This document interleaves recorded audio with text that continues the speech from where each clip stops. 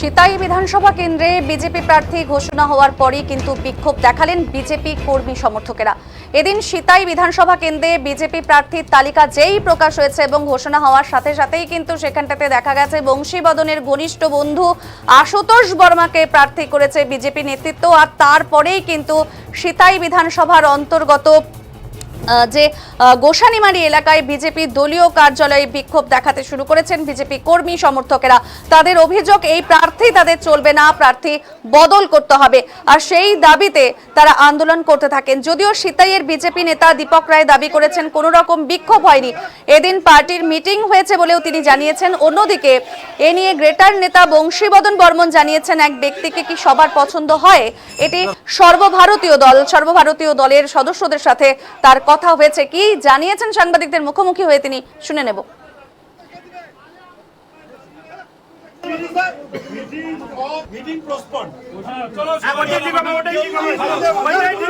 জনতা পার্টির পক্ষ থেকে আমাদের দাবি, আমরা সিতাই বিধানসভা ৬ নং বিধানসভায় গিটারের কোনো প্রার্থী আমরা মানব না। যদি শ্রমিক হয় একটা দিন মজুরি করে খাওয়ানো ভারতীয় জনতা পার্টি করে। জনতা পার্টির পক্ষ থেকে আমাদের দাবি, আমরা সিতাই বিধানসভা ৬ নং বিধানসভায় গিটারের কোনো প্রার্থী আমরা মানব না। বার্তা দিয়েছি, আমরা মিটিং শেষ করলাম। আচ্ছা, এখানে বিক্ষোভ দেখা যাচ্ছে, কি কারণে বিক্ষোভ? বিক্ষোভ কোথায় বিক্ষোভ দেখছেন আপনারা? কেউ কেউ বলছে প্রার্থী মানছে না। সে এই কোথায় কি বলছে আমি জানি না। প্রার্থী কার পছন্দ হল কার পছন্দ না হলে দুনিয়ার এক ব্যক্তিকে সকালে পছন্দ হওয়ার পায়, ভগবানও নিজে পছন্দ নয়। ভগবান, আমরা যে হিন্দু মানছি সে ভগবানক আমরা মানি, হয়তো অন্য ধর্ম মানে সে ভগবানক নাও মানে। এটা রুচি বোধ তার ব্যক্তিগত একটা ব্যাপার।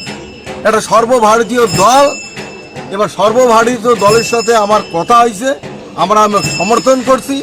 যদি আমরা কোনো কর্মী হয়া থেকে বিক্ষোভ করে, মনে হয় আমরা নীতি আদর্শটা তেমনভাবে ফলো করে নাই। আর যদি এই দৃশ্য উদ্যোগ কর্তৃপক্ষ দেখে নিশ্চয়ই করবে যে এই ভুল ভ্রান্তি আর করেন না। আমরা বিশ্বাস সবাই কুচবিহারের মানুষ হবে।